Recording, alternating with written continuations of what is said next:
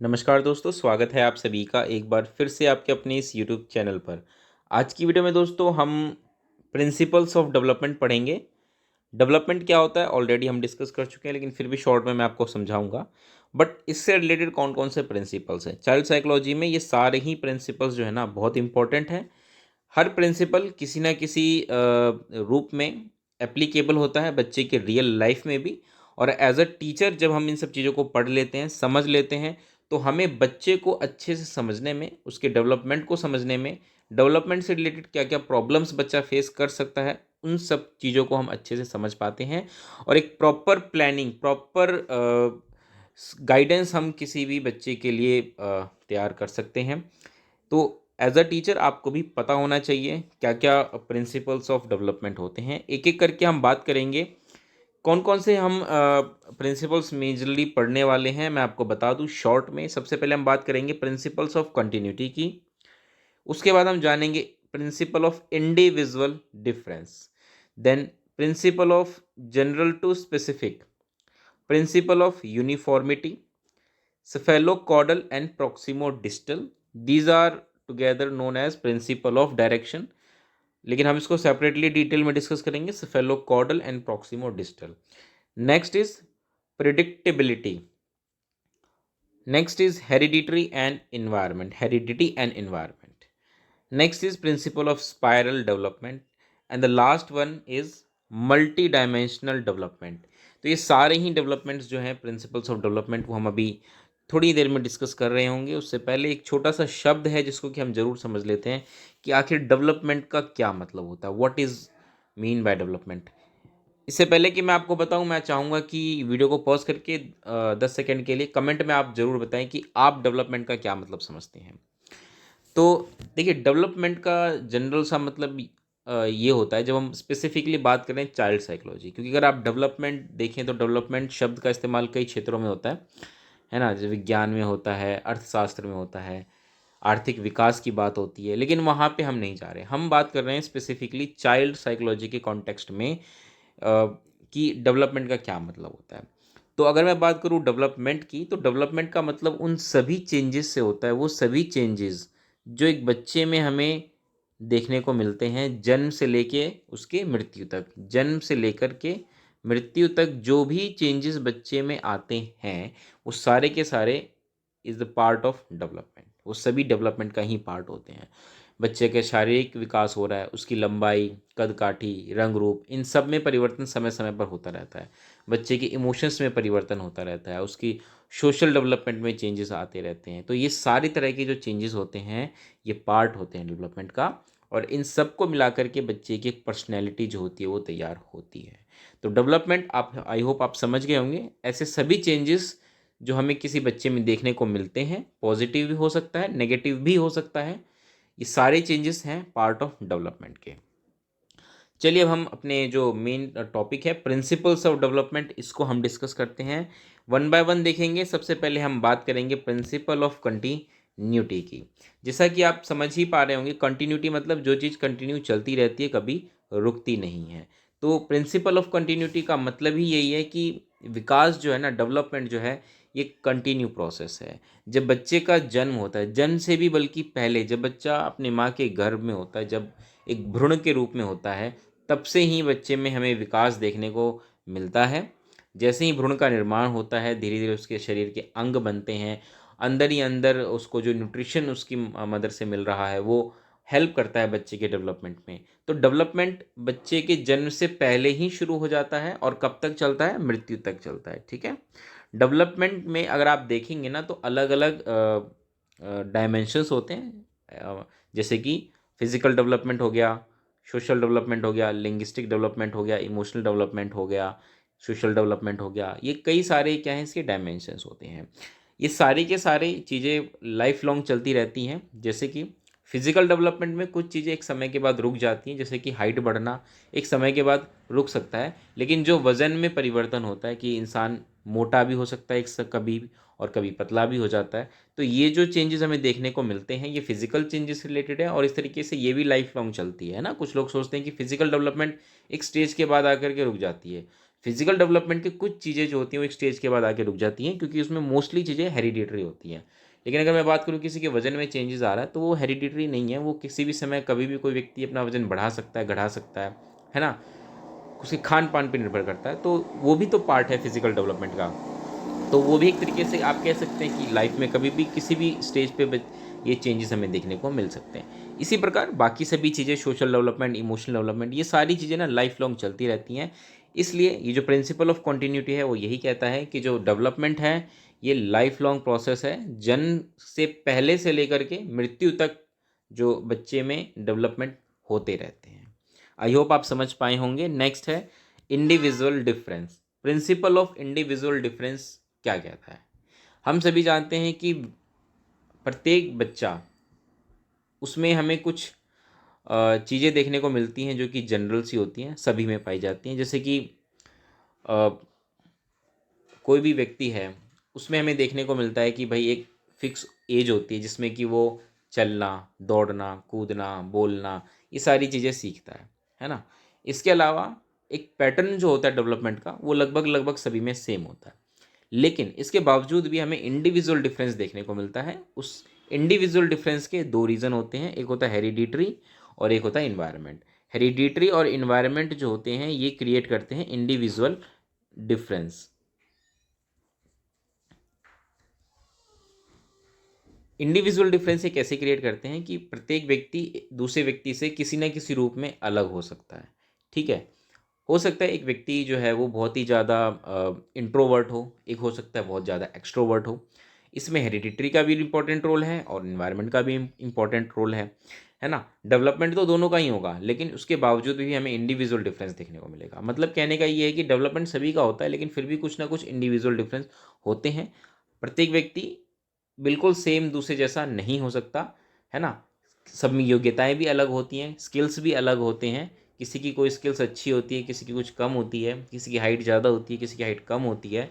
कहने का मतलब ये है कि इंडिविजुअल डिफरेंसेस हमें हमेशा देखने को मिलता है। कोई भी व्यक्ति किसी दूसरे व्यक्ति का बिल्कुल जीरोक्स कॉपी हो ही नहीं सकता। आई होप आप समझ पा रहे होंगे प्रिंसिपल ऑफ इंडिविजुअल डिफरेंस। चलिए अब हम बात करते हैं नेक्स्ट प्रिंसिपल की, that is the principle of general to specific. इसको थोड़ा अच्छे से समझने की कोशिश करिएगा। जनरल टू स्पेसिफिक का क्या मतलब है? आपने देखा होगा कि एक बच्चा जब जन्म लेता है तो उसको कुछ वो सामान्य क्रियाएं करता है। जैसे कि एक क्रिया होता है जैसे हाथ पैर चलाना, है ना। तो एक जो बच्चा है, मान के चलिए छोटा बच्चा, अगर वो अपने हाथ पैर चला रहा है शुरुआत में, तो वो एक जनरल सी एक्टिविटी है ना। लेकिन ये बच्चा कुछ समय बाद बड़ा होता है और ये क्या करता है कि कुछ वस्तुएं जो हैं उसको पकड़ना शुरू कर देता है अपने हाथों से। तो अगर वो ऐसा कर रहा है कि किसी वस्तु को, मान के चलिए वाटर बॉटल है, उसको पकड़ने की कोशिश कर रहा है, तो उसको पकड़ने के लिए ज़रूरी है कि उसके जो हाथ है, उसकी मांसपेशियाँ वो काफ़ी अच्छी स्ट्रांग हो, मजबूत हो। तो ऐसा तो है नहीं कि बच्चा जैसे ही जन्म लेता है वो बॉटल को पकड़ना शुरू कर देता है, नहीं। उससे पहले वो क्या करता है, कुछ जनरल एक्टिविटीज़ करता है अपने हाथों से रिलेटेड। जैसे कि अपने हाथों को तेज तेज इधर उधर उछालता है वो हवा में, है ना। कभी इधर पटकता है, कभी उधर पटकता है ना। धीरे धीरे उसके हाथ की मांसपेशियाँ जो होती हैं वो स्ट्रांग होती हैं। उसके बाद वो कोशिश करता है अपने हाथ को आगे की तरफ लेके जाने की, अपनी उंगलियों को थोड़ा सा मोड़ने की। तभी तो वो चीज़ों को पकड़ना सीख पाएगा ना। तो उसकी जो जनरल एक्टिविटीज़ हैं धीरे धीरे वो स्पेसिफिक होने लगती हैं, और एक टाइम ऐसा आता है कि बच्चे का हाथ इतना ज़्यादा स्ट्रांग हो जाता है, इतना ज़्यादा उसके कंट्रोल में हो जाता है, इतना अच्छा डेवलपमेंट हो जाता है उसके हाथों का, कि वो चीज़ों को पकड़ लेता है अच्छे से। तो ये क्या है, ये एक एग्जाम्पल है जनरल टू स्पेसिफिक। ठीक है। एक चीज़ और है इससे रिलेटेड कि बच्चा जनरली जो जनरल एक्टिविटीज़ जो भी बच्चा करता है, जैसे चलना, दौड़ना, कूदना, ये सब जनरल हैं। लेकिन कुछ स्पेसिफिक भी हो जाती हैं उससे रिलेटेड, जैसे लिखना एक स्पेसिफिक एक्टिविटी है ना। या मान लीजिए कोई एक पैर पे कूद के चल रहा है, वो भी स्पेसिफिक एक्टिविटी है। मतलब खेल खेल में एक पैर पे कूद के चलना सीख रहा है, वो भी स्पेसिफिक एक्टिविटी है। तो इन सब चीज़ों के लिए बच्चे में कुछ स्किल्स होती हैं जो कि मोटर डेवलपमेंट से रिलेटेड होती हैं। एक और कंसेप्ट होता है ग्रॉस मोटर स्किल का, एक होता है फाइन मोटर स्किल्स का। इसके बारे में ऑलरेडी मैंने डिस्कस कर लिया है। आप मेरे चैनल पे जो प्लेलिस्ट वाला सेक्शन है वहाँ जाइए। उसमें जो प्लेलिस्ट है सीडीपी क्विक कंसेप्ट के नाम से, उसमें आप जाएंगे तो वहाँ पे gross motor skills and fine motor skills की आपको वीडियो मिलेगी, जिसमें मैंने डिटेल में समझा रखा है कि कैसे बच्चे में जनरल टू स्पेसिफिक चीज़ें होती हैं। फाइन ग्रॉस मोटर स्किल से बच्चा कैसे धीरे धीरे फाइन मोटर स्किल पे आता है। उस वीडियो को देखेंगे तो ये प्रिंसिपल आपको और अच्छे से समझ में आएगा। चलिए नेक्स्ट है principal of uniformity. Principal of uniformity क्या कहता है कि हमें डेवलपमेंटल जो पैटर्न्स होते हैं ना, वो हर एक बच्चे में एक जैसे देखने को मिलते हैं। फॉर एग्जाम्पल मैं आपको समझाने की कोशिश करूँगा कि कोई भी बच्चा जब डेवलपमेंट के प्रोसेस से गुजरता है तो कुछ डेवलपमेंट के स्टेजेस होते हैं जो हर एक बच्चे में सेम हमें देखने को मिलते हैं, और कई साइकोलॉजिस्ट ने अपने हिसाब से उस डेवलपमेंटल स्टेजेस को बांट रखे हैं। जैसे कि मैं आपको बताऊंगा कि जब बच्चा जन्म लेता है तो जनरली जो 2 साल तक का जो समय होता है उसको हम बोलते हैं चाइल्डहुड स्टेज बोलते हैं, या इन्फेंसी स्टेज भी बोलते हैं, उसको आप इन्फेंसी स्टेज कह सकते हैं। उसके बाद जनरली जो 12 साल तक की जो एज होती है वो चाइल्डहुड की हो जाती है। उसके बाद 13 से लेकर के 18 साल तक की जो एज हो जाती है वो एडोलेसेंस की हो जाती है। और उसके बाद की जो एज होती है वो अडल्टहुड की एज होती है। तो इस तरीके से आप देखेंगे ना तो ये कुछ स्टेजेस ऑफ डेवलपमेंट हैं, और हर एक स्टेजेस में क्या होता है कि बच्चे में एक यूनिफॉर्मिटी देखने को मिलती है डेवलपमेंट की।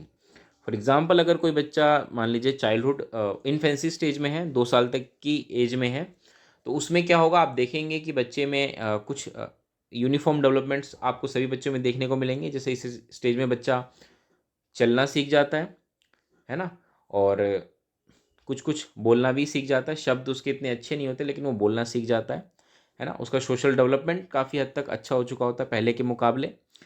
इसी तरीके से जो बच्चा चाइल्डहुड में होता है, 12 साल तक की एज में होता है, उसमें भी आपको कुछ यूनिफॉर्म पैटर्न्स देखने को मिलते हैं, है ना। किस तरीके से बच्चे का जो इंटेलिजेंस होता है वो कंक्रीट से धीरे धीरे जो अमूर्त जो हम कहते हैं उस तरफ जाने लगता है। 13 से 18 साल की एज में भी हमें कुछ चेंजेस बच्चे में देखने को मिलते हैं, डेवलपमेंटल चेंजेस होते हैं। जैसे कि इस स्टेज में जनरली बच्चे में प्यूबर्टी स्टेज भी होती है ये।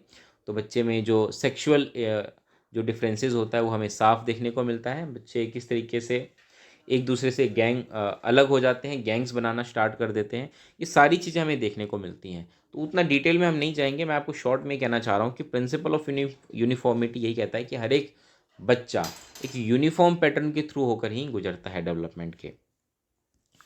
चलिए अब हम आते हैं नेक्स्ट पे, principle of cephalocaudal and principle of प्रॉक्सिमोडिस्टल।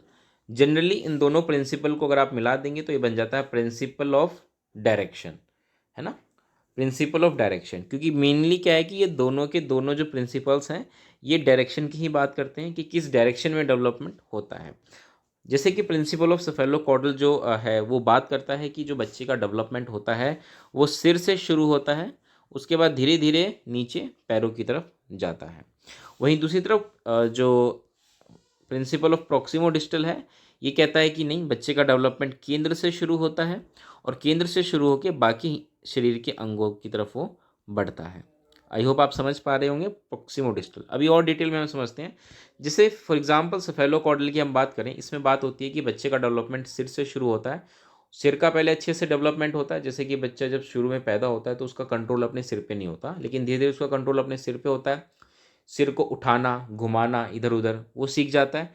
उसके बाद क्या होता है, उसके बाद उसके जो शोल्डर्स होते हैं वो, उसके हाथ हो गए वो, उसकी जो नाभि हो गई, नीचे का हिस्सा धड़, इस पे वो कंट्रोल करना सीख जाता है, जिसकी वजह से फिर वो बैठना भी सीख पाता है।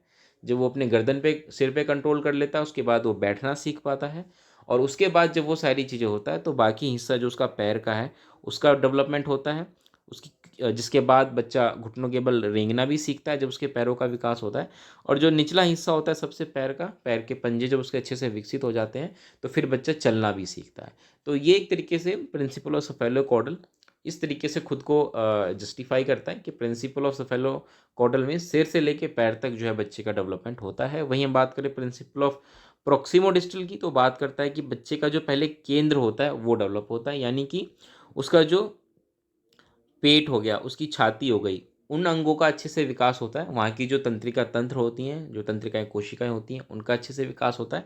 उसके बाद डेवलपमेंट जो है वो हर एक डायरेक्शन में इक्वल स्टेज में बढ़ता है, यानी कि उसके बाद जो बाकी हिस्से हो गए वो एक साथ विकसित होते हैं और अलग अलग डायरेक्शन में एक साथ हमें विकास देखने को मिलता है। ये बात करता है प्रिंसिपल ऑफ प्रॉक्सिमो डिस्टल की। चलिए उम्मीद करता हूँ आपको समझ आ रहा होगा। किसी तरह का कोई डाउट है, कुछ चीज़ें अगर आपको स्किप कर जा रही हैं, आप कमेंट बॉक्स में ज़रूर पूछ सकते हैं हमसे। नेक्स्ट है प्रिंसिपल ऑफ प्रिडिक्टिबिलिटी, यानी कि अनुमान का सिद्धांत। तो देखिए ये ऑब्वियस सी बात है, आपने अक्सर बहुत सारे लोगों को सुना भी होगा कहते हुए, और आप क्योंकि इतने बड़े हैं आपको भी काफ़ी कुछ पता होगा, आप समझते होंगे कि किस स्टेज में बच्चे से हम क्या उम्मीद कर सकते हैं। हम अनुमान भी लगा सकते हैं कि हाँ, अब बच्चा इतने साल का है तो बच्चा ये चीज़ कर पाता होगा। जनरली जैसे कि हम बात करें कि हम ये आसानी से पता लगा लेते हैं कि अगर कोई बच्चा 2 साल तक का है तो ज़रूर ये बोलना सीख जाएगा, 2 साल का होते होते बोलना सीख जाएगा, है ना, और चलना सीख जाएगा, दौड़ना सीख जाएगा। ये सारी चीज़ें 2 साल तक के बच्चे में जनरली आ जाती हैं। तो एक प्रेडिक्टिबिलिटी होती है, हम अनुमान लगा पाते हैं। और अनुमान हम क्यों लगाते हैं? क्योंकि हमें यूनिफॉर्मिटी देखने को मिलती है, जो डेवलपमेंटल पैटर्न होते हैं वो एक यूनिफॉर्म तरीके से आगे बढ़ते हैं, इसलिए हम प्रिडिक्ट भी कर पाते हैं कि हाँ, इस स्टेज में बच्चे में ये चीज़ हो जाएगी, है ना। 1 साल का बच्चा थोड़ा बहुत बोलना सीख जाता है, ये हम यूनिफॉर्म, ये प्रिडिक्टिबिलिटी की तो बात है। चलिए, अब है next hereditary and environment. Heredity and environment, heredity and environment में मैंने ऑलरेडी डिटेल में वीडियो बनाई थी, जिसमें कि मैंने अच्छे से डिस्कस किया था कि बच्चे के डेवलपमेंट में हेरिडिटी का कितना इंपॉर्टेंट रोल होता है और इन्वायरमेंट का कितना इंपॉर्टेंट रोल होता है। लेकिन फिर भी यहाँ शॉर्ट में बता देता हूँ, क्योंकि ये एक बहुत बड़ा इंपॉर्टेंट प्रिंसिपल है और ये हमें साफ साफ देखने को मिलता भी है कि किसी बच्चे का जो डेवलपमेंट होता है वो सिर्फ और सिर्फ उसकी हेरिडिटी पर ही डिपेंड नहीं करता।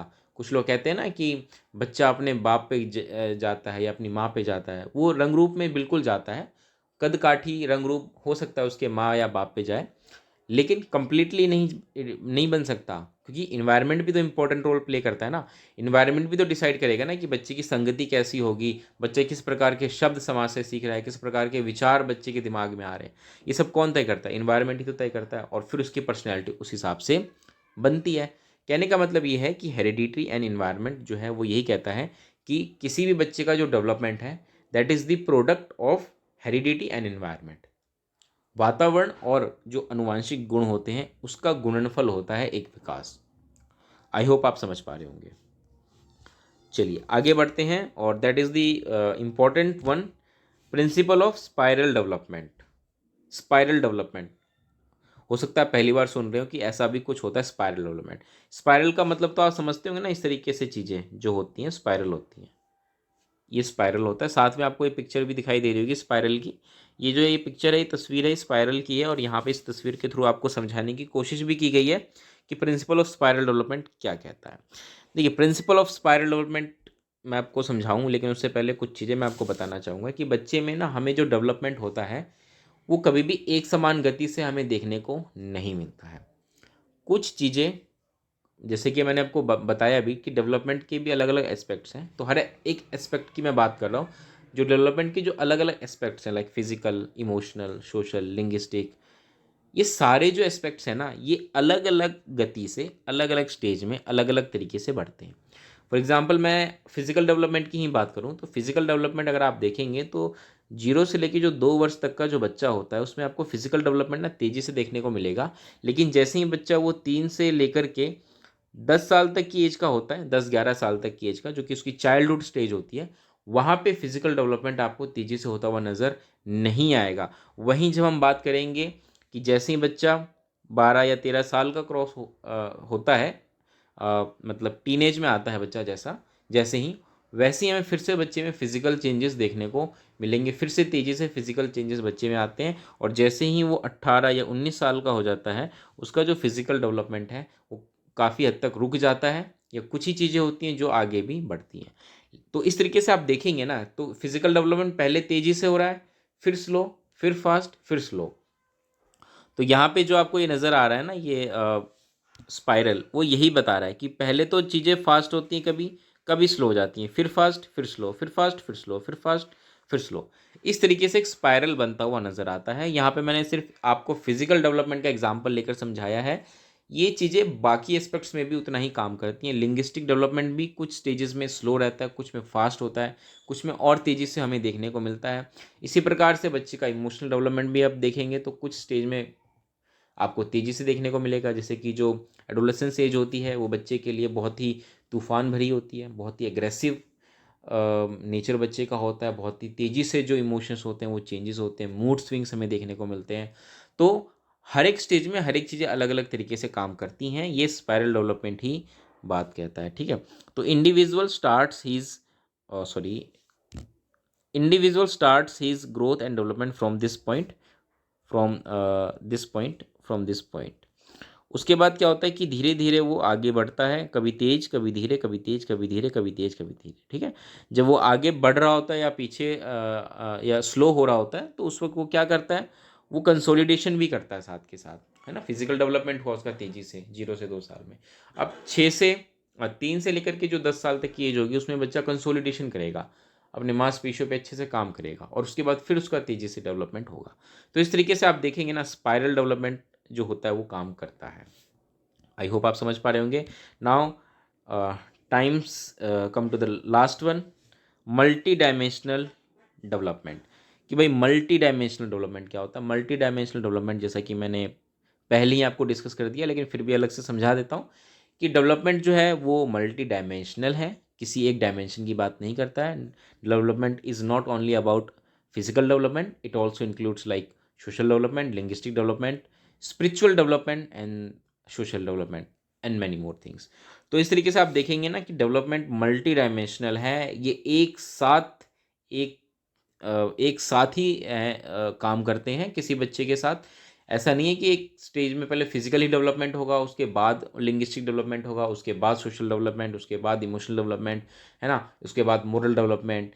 इस तरीके से नहीं है, स्टेज बाय स्टेज नहीं चलते, पैरेलल सारी चीज़ें चलती हैं, सभी का विकास एक साथ होता है। इसलिए मल्टी डायमेंशनल डेवलपमेंट हमें बच्चे में देखने को मिलता है। तो इस तरीके से आप देखेंगे कि जो मेजर प्रिंसिपल्स थे, प्रिंसिपल्स ऑफ डेवलपमेंट, वो हमने डिस्कस किया। उम्मीद करता हूँ आपको सारे प्रिंसिपल्स आपको समझ में आए होंगे। लेकिन फिर भी मैं चाहूँगा कि आप कमेंट करके मुझे ज़रूर बताएं कि आपको कौन सा प्रिंसिपल ऑफ डेवलपमेंट सबसे अच्छा लगता है, और आप एज अ टीचर जब आप इन सारी चीज़ों को समझ लेते हैं तो किस प्रकार से आप बच्चे के डेवलपमेंट में अपना इंपॉर्टेंट रोल प्ले करेंगे, मुझे कमेंट करके ज़रूर बताएं। इस वीडियो में इतना ही रखेंगे दोस्तों, उम्मीद करता हूँ वीडियो पसंद आई होगी। तब तक के लिए नमस्कार, धन्यवाद।